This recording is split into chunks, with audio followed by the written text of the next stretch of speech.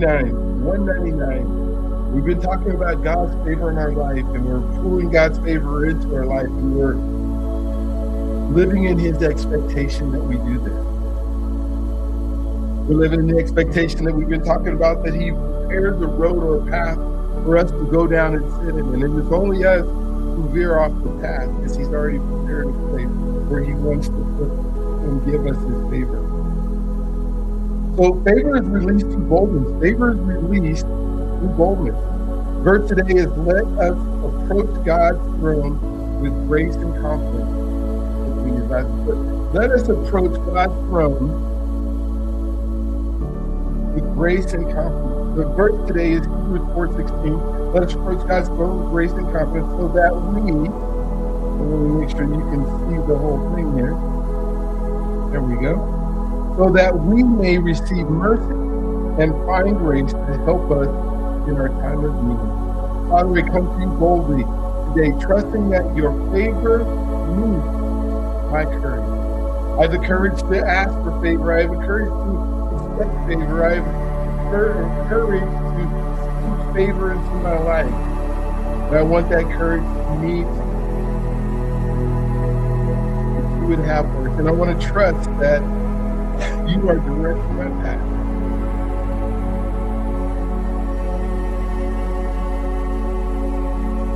The truth is, God has never used the timid spirit to do anything great. From Moses standing before the Pharaoh, to Esther approaching the king's throne, to the king's throne, to David walking towards the light. Every great move of God in Scripture was preceded by bold, courageous faith. I do remember somebody going to, was it Elijah that went and hid in the light of the went and hid in the desert? But he came back with faith. He had the courage with Baal to call down, when there's no rain there, the fire and burned up all the priests. Right? Favor is not released to the person who waits for us to guarantee it. It is released in the person who steps forward before the guarantee arrives. Timid keeps you safely stuck. Boldness moves you into what God has already prepared. For example, a woman feels called to launch a ministry, but keeps waiting until she has more time, more money, more experience, and more confidence. In my world, we call that ready, fire, aim. When you wait, it's ready and fire. But when you get bold and you jump out in front, that's ready, fire, aim. We're going to jump out. We're going to do what God has asked us to do, and we're going to see how he builds it with us. Every condition that she says he's moving to the way. Only out of obedience more than readiness, she takes one bold step, sends one email, makes one phone call, one small gathering. Within months, the ministry is growing, doors are opening, and favor is flowing in ways that she never could have orchestrated from a position of waiting.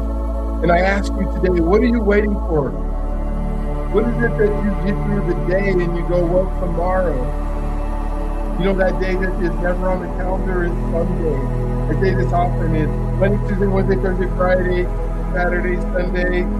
Someday? No, Sunday's not on the count. Tomorrow? Tomorrow?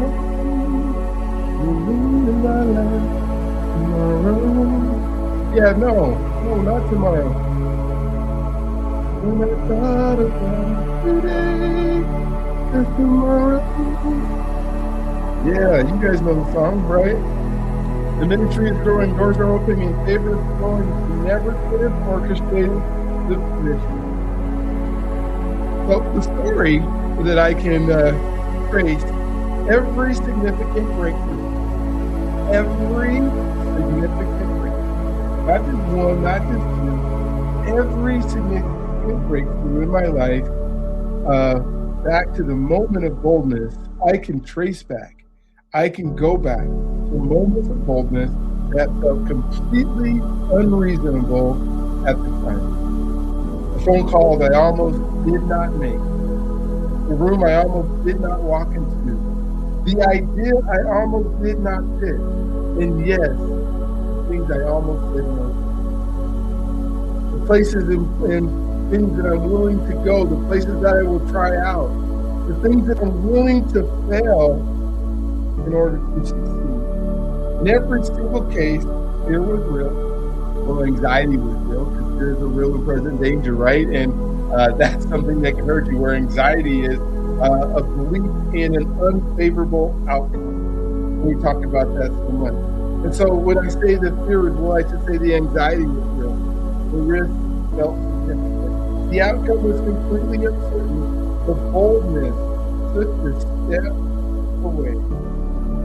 Boldness took the step, the boldness let me say not away. Boldness took the step anyway, and favor was waiting on the other side every single time. Now, was I in favor because I failed? Probably. Was I in favor because it didn't work out the way that I wanted to?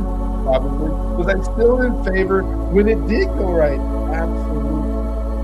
Either way, it's in favor because I'm moving forward, I'm learning, I'm growing. I'm making things happen in a big way.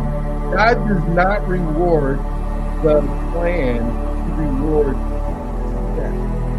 He helps us with the planning.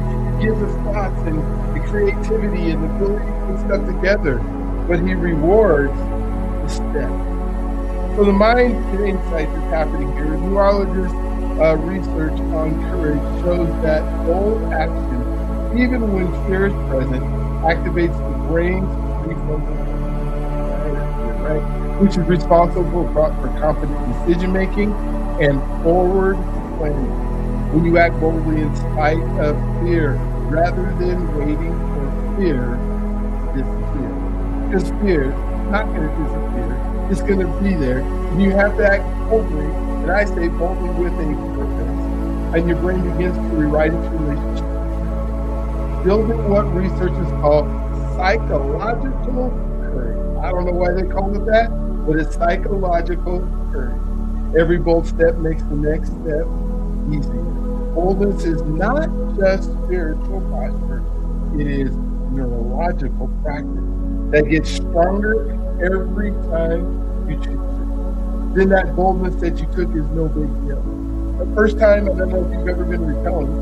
Repelling is when, if you're not familiar with the word, it's when you decided that you're going to go up on a mountain for some reason, and you're going to the rock face, and you look over, it's just a straight drop down. And so you tie your ropes to a person or tree or a rock or something like that up at the top, and then you walk off the side of it, and then you kind of bounce down so you get to the bottom. And it's a way to transfer yourself from the top to the bottom using rope for a very next man.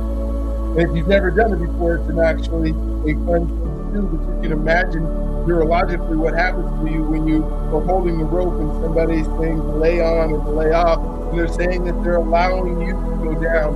And now you have to step with faith over the side of the hill, push yourself off the rock face, go down a little bit, and then let your feet catch again when you hit the rock again. Push off and back. You've seen it, with helicopters, when the Army shows her, have you done stuff before 5 o'clock in the morning that nobody does before their whole entire day, right? And they're coming out of helicopters and they're repelling. Or you've seen them on mountains, and it's that fear, or that says, and that would be a really present danger, right? If the rope break or you didn't tie yourself in right, you could fall to the ground to your death. But we get over it, right? We get over the fact that we take that bold step. And then once I repel once, and the next time I go up, it's easy. And the next time I go up, I even tie my ropes a little bit faster. And I get this muscle that says, there is no fear anymore. I'm used to doing it.